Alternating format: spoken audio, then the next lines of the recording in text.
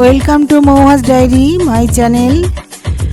হে কৃষ্ণ গোবিন্দ হরে মুরারে, হে নাথে নারায়ণ বাসুদেবা।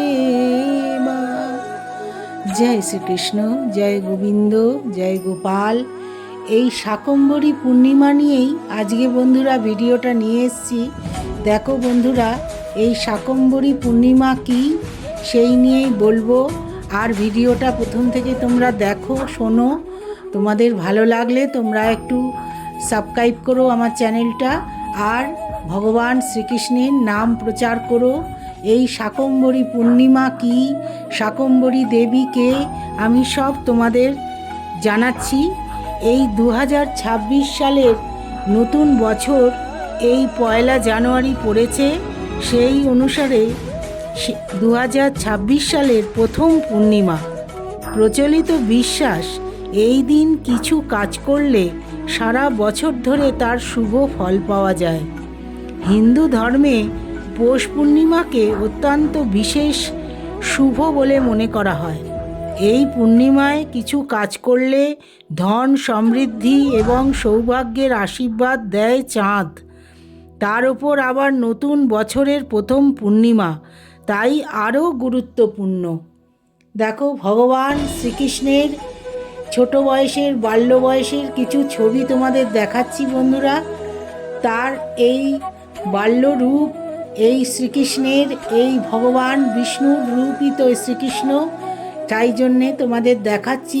এই পূর্ণিমার দিনে, এই শাকম্ভরী পূর্ণিমা বলা হয় এই পৌষ পূর্ণিমাকে। চাঁদের কাছে কিছু মনোবাসনা চাইলে চাঁদ তা পূর্ণ করে এই দিনে, সন্ধেবেলায়, এই শাকম্ভরী পূর্ণিমার দিনে। এই পূর্ণিমায় কিছু কাজ করলে ধন, সমৃদ্ধি, সৌভাগ্যের আশীর্বাদ দেয় চাঁদ। তার ওপর আবার নতুন বছরের প্রথম পূর্ণিমা, তাই আরও গুরুত্বপূর্ণ। এই দিন উপোস করে পবিত্র নদীতে স্নান করে ভগবান বিষ্ণুর পুজো করলে অত্যন্ত শুভ ফল পাওয়া যায়। এটি শাকম্ভরী পূর্ণিমা নামেও পরিচিত। পৌষ পূর্ণিমায় গঙ্গা স্নানের বিশেষ গুরুত্ব রয়েছে। এই দিনে বহু ভক্ত কাশী, প্রয়াগরাজ এবং হরিদ্বারের মতো তীর্থস্থানে যান পুণ্য স্নান করতে। কবে পড়ছে এই পৌষ পূর্ণিমা? হিন্দু পঞ্জিকা অনুসারে 2026 সালের পৌষ পূর্ণিমা তিথি পড়ছে 2রা জানুয়ারি, 17ই পৌষ শুক্রবার রাত্রি সন্ধ্যা 6:23 হইতে, আর 18ই পৌষ 3rd জানুয়ারি শনিবার বিকেল 4:16 পর্যন্ত থাকছে পূর্ণিমা। এই 3রা জানুয়ারি, 3rd জানুয়ারি পূর্ণিমা পালিত হবে। হিন্দু ধর্ম অনুসারে উষা না পেলে কোনো শুভ কাজ হয় না, তাই উদয় তিথির ওপর ভিত্তি করে পৌষ পূর্ণিমা 3rd জানুয়ারি 2026 তারিখে পালিত হবে। এই দিনে পৌষ পূর্ণিমার উপোস রেখে পুণ্য স্নান করতে হবে। এই দিন হলুদ কিছু দান করা অত্যন্ত শুভ বলে বিশ্বাস। আর এই দিন বিকেলে এই চাঁদের সামনে দাঁড়িয়ে মনের কথা প্রার্থনা করলে তা মনোবাসনা পূর্ণ হয়। এই পূর্ণিমাকে শাকম্ভরী পূর্ণিমা বলা হয় কেন?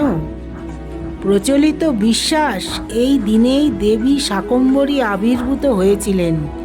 শাকম্ভরী দেবীকে পুষ্টির দেবী হিসেবে পুজো করা হয়। তাকে শাক, সবজি, গাছপালা এবং সবুজের দেবী হিসেবে কল্পনা করা হয়।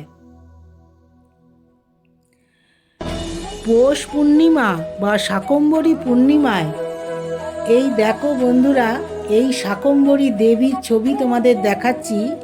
এই ফলের মালা করে পরানো হয় শাক সবজি দিয়ে। এই শাকম্ভরী দেবীকে এইভাবে পুজো করা হয়, এইভাবে তার মূর্তি করা হয়। পৌষ পূর্ণিমা বা শাকম্ভরী পূর্ণিমায় দেবী শাকম্ভরী এবং ভগবান বিষ্ণুর পুজো করার রীতি রয়েছে। এই দিনে গঙ্গা, যমুনা বা নর্মদার মতো পবিত্র নদীতে স্নান করলে সর্বপাপ দূরীভূত হয়। রাতে চাঁদের কাছে প্রার্থনা করলে মানসিক চাপও দূর হয়। চন্দ্র দোষের প্রভাব কাটিয়ে উঠতে পূর্ণিমার উপোস রেখে পুজো করলে শুভ ফল মেলে, এই হিন্দুদের বিশ্বাস। মা শাকম্ভরী, এই শাকম্ভরী পূর্ণিমা হলো একটি হিন্দু উৎসব।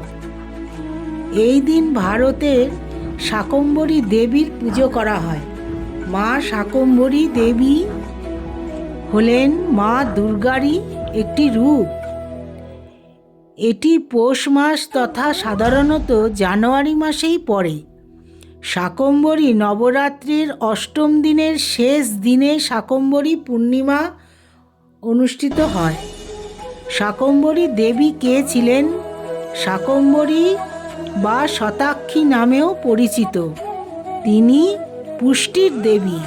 তাকে মহাদেবীর একটি রূপ হিসেবে বিবেচনা করা হয় এবং হিন্দু ধর্মে দেবী দুর্গার সাথে চিহ্নিত করা হয়।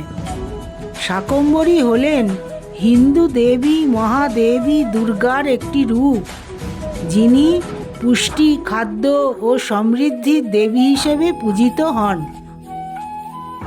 তার নাম এসেছে এই শাক থেকে, যেমন শাক সবজি, আর ভরি হচ্ছে ধারণকারী থেকে, কারণ তিনি এই দুর্ভিক্ষে পতিত মানব ও প্রাণীদের রক্ষা করতে শাক সবজি ও ফল মূল উৎপন্ন করেন। তিনি শতাক্ষী নামেও পরিচিত এবং তার পূজায় শাক সবজি, ফল মূল ও শস্য নিবেদন করা হয়। দেখো বন্ধুরা, এই মা শাকম্ভরী দেবীকে কীরকমভাবে সাজানো হয়েছে ফল মূল দিয়ে। আর এই ভগবান বিষ্ণুর এই রূপ তোমরা দেখো। মা লক্ষ্মীর সাথে ভগবান বিষ্ণুর পুজো করা খুব দরকার এই পূর্ণিমার দিনে। মা শাকম্ভরী দেবী মহাদেবীর অবতার, যিনি দুর্গা বা আদ্যা শক্তিরই রূপ। শতাক্ষী নামের পরিচিত মানে শত চোখ যুক্ত, যা তার করুণা ও সর্বদৃষ্টির প্রতীক। এই ভগবান বিষ্ণুর পুজো এই পূর্ণিমার দিনে করতে হয়। তাকে সিন্নি নিবেদন করতে হয়। কলা, আটা, চিনি আর দুধ দিয়ে মেখে ভগবান বিষ্ণুর সিন্নি নিবেদন করতে হয় এই পূর্ণিমার দিনে। আর এই মা শাকম্ভরী দেবী পদ্মের ওপরে অধিষ্ঠিত। মা শাকম্ভরী দেবী ধনুক, তীর নিয়ে বসে শস্য, শাকসবজি, ফুল ধারণ করেন। তার শরীর নীলবর্ণ হতে পারে। দুর্গমাসুরকে বধ করার জন্যে দেবী এই রূপে অবতীর্ণ হয়েছিলেন বলে দেবী ভাগবত পুরাণে উল্লেখ রয়েছে। ভারতে, বিশেষত উত্তরপ্রদেশের সাহারানপুরে তার মন্দির রয়েছে এবং সেখানে শাকম্ভরী পূর্ণিমার সময় বিশেষ পূজা করা হয়। রাজস্থানেও মা শাকম্ভরীর মন্দির আছে। এই শাকম্ভরী পূর্ণিমার দিনে ভক্তরা বাড়িতে, মন্দিরে উভয় স্থানেই পুজো করেন। দেবীর এই শাকম্ভরী দেবীকে পুজো করেন ভক্তরা। সকালবেলায় শুদ্ধ বস্ত্রে, শুদ্ধ কাপড় পরিধান করে, স্নান করে ভগবান বিষ্ণুকে পুজো করেন। তার সাথে মা লক্ষ্মীকেও পুজো করেন, যাতে এই পৌষ মাসে মা শাকম্ভরী দেবী এই শস্য শ্যামলা আমাদের ঘরে যেন সবসময় পরিপূর্ণ থাকে। ভক্তরা এই জন্যে মা শাকম্ভরী দেবীর মূর্তি বানিয়ে পুজো করে, আরতি করে, প্রদীপ জ্বালায় এবং ফল, ফুল, মিষ্টি নিবেদন করেন। আর ভগবান বিষ্ণুকেও ফল মূল ফুল নিবেদন করেন। আর মা শাকম্ভরী দেবীকে ভক্তরা খুব ভক্তি সহকারে পুজো করেন, যাতে তার সন্তানরা সর্বসময় অন্নের অভাব না পায়, যাতে শস্য শ্যামলা তাদের ঘর বাড়ি সবসময় ভর্তি থাকে। সেই জন্যে ভগবান বিষ্ণুর পুজো করা হয়, তার সাথে মা শাকম্ভরীকেও পুজো করা হয়। মা শাকম্ভরীর এই রূপ উত্তরপ্রদেশের সাহারানপুরে মন্দির আছে, সেখানে পূজিত হন উনি। ভারতের অনেক জায়গাতেই পূজিত হয় আর ভগবান বিষ্ণু পুজো করা হয়। বন্ধুরা, ভগবানকে প্রণাম জানালাম। Thanks for watching Mouhas diary.